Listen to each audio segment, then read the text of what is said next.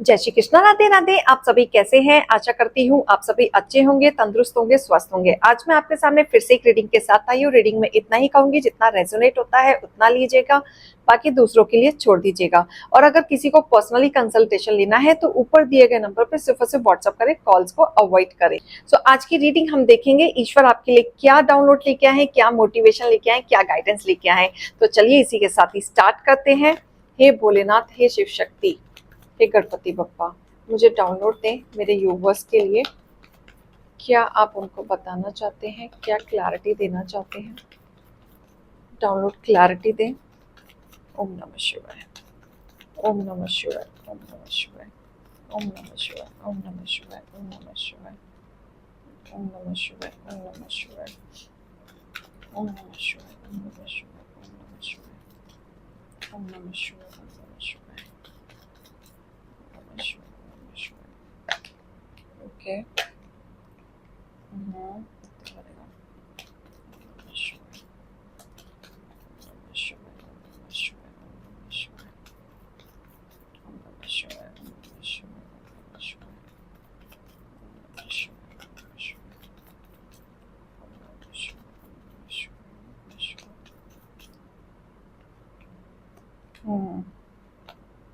All right. Okay. Bottom of the deck.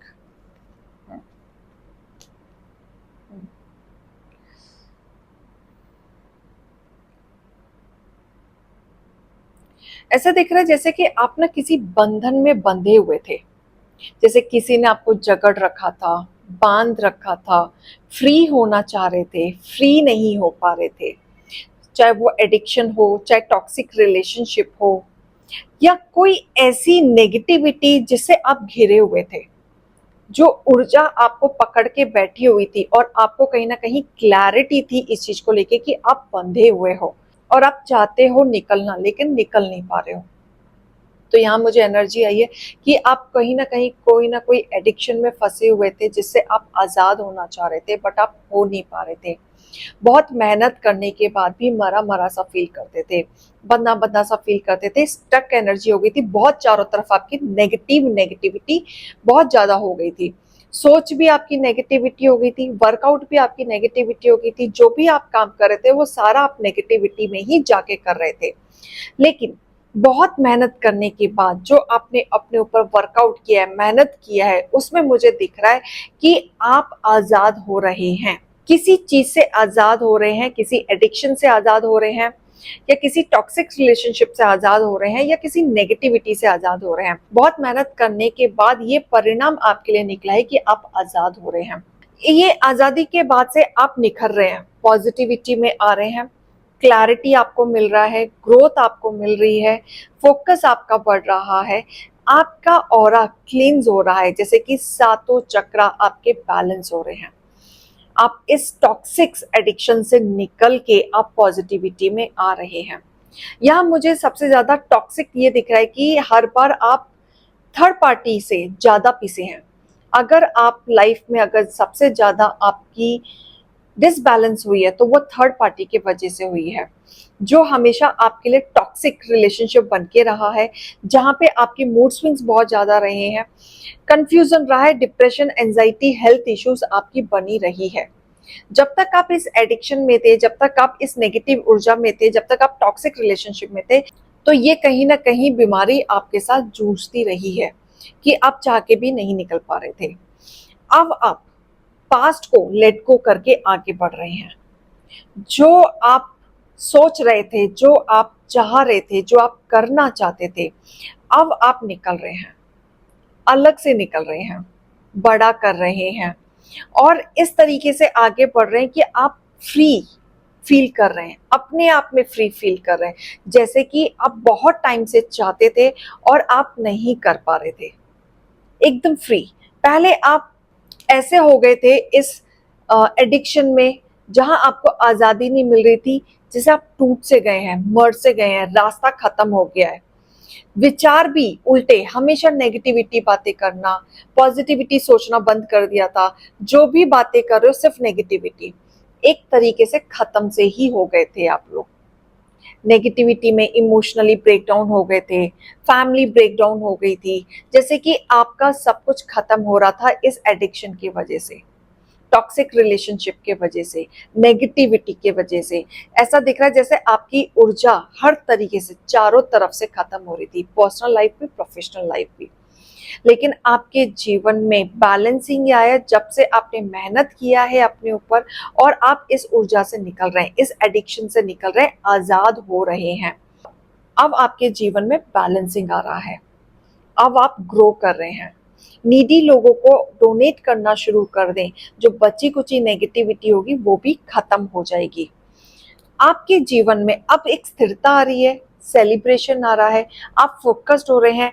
आप कहीं ना कहीं कुछ अपने एरिया में सोच रहे थे, पूछ रहे थे, जो करना चाह रहे थे, अब वो आपको मिल रहा है।